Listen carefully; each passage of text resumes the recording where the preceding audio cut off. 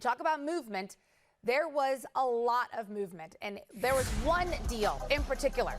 This is a reported 5-team trade. I am not going to read this entire graphic, but I will point out the Wizards will now be getting Dinwiddie along with the package that we already knew they were getting. Lakers getting Westbrook, Nets getting picks, Spurs getting a second-round pick as well as Hutchison, and then the Pacers getting the 22nd pick in Jackson. Brendan, that's a mouthful, but what jumps out? What jumps out to me is obviously the Lakers getting Westbrook. We're going to see how that transpires.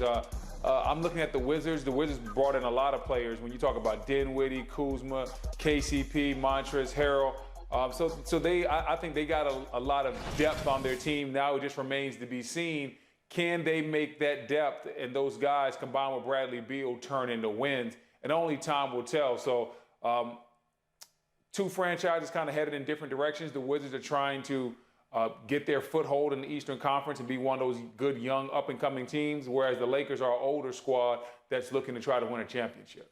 You mentioned Spencer Dinwiddie. He made a name for himself with the Nets, and now he has turned into one of those guys that you know can consistently score for you. What is he going to bring to the table that's going to help the Wizards?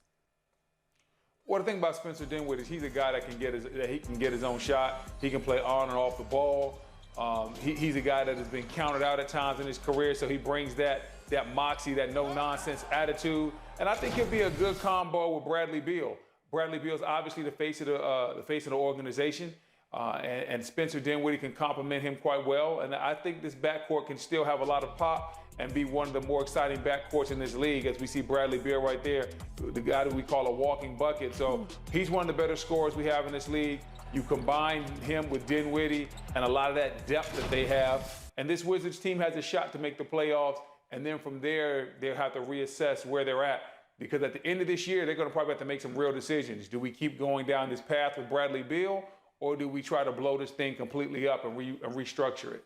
Well, let's take a look at that depth for the Wizards, keeping in mind they've got a new head coach in Wes Unseld Jr. at the helm. And here we are looking at what we have. Remember, Caldwell Pope will be there to back Beal up. Kuzma is a new addition. They got a lot going on, Brendan.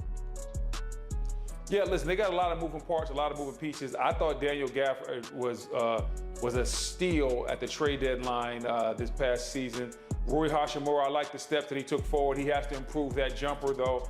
But at the end of the day, the Wizards now have depth. They didn't have as much depth last year. They have length. They have a bunch of guys between the heights of, 6'5" to 6'10" that can do multiple things when you talk about Kuzma, Hachimura, Bertans, Montrezl Harrell. So, and I like their draft pick with Kispert as well. So the Wizards are deeper right now, but can they make that depth pay off and turn into wins? Of course, and we had Thomas Bryant listed as third string only because he's still coming back from an injury. So they are really deep, as you mentioned, Brendan.